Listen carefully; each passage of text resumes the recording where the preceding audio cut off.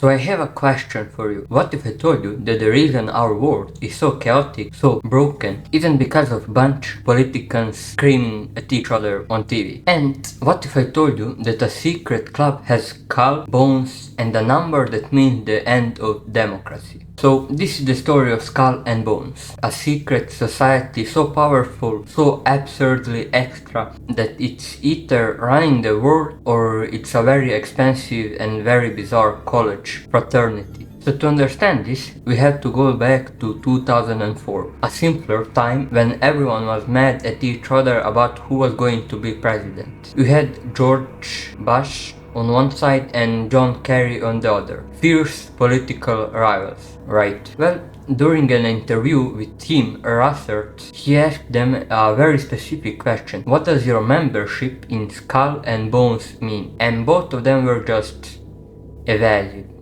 You were both in Skull and Bones, the secret society.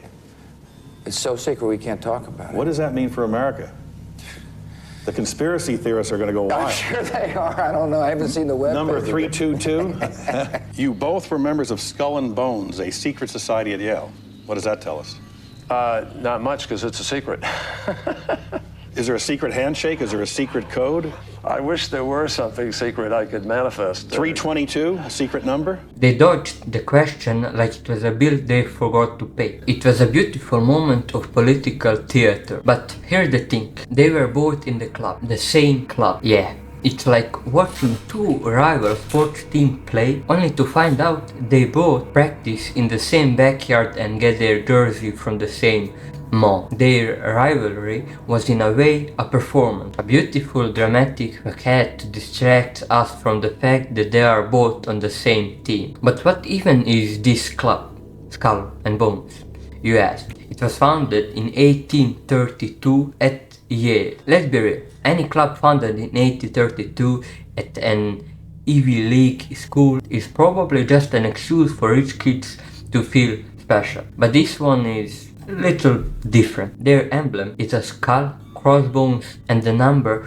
322. Now, if you are a conspiracy theorist, that number is everything. Some people claim it's a reference to the year 322 before Christ, is when Athenian democracy ended and the plutocracy began. So this argues that this is the society's mission, to end democracy and establish a rule by the super wealthy. Which, if you think about it, it's a very, very dramatic way of saying we're going to be rich and powerful forever.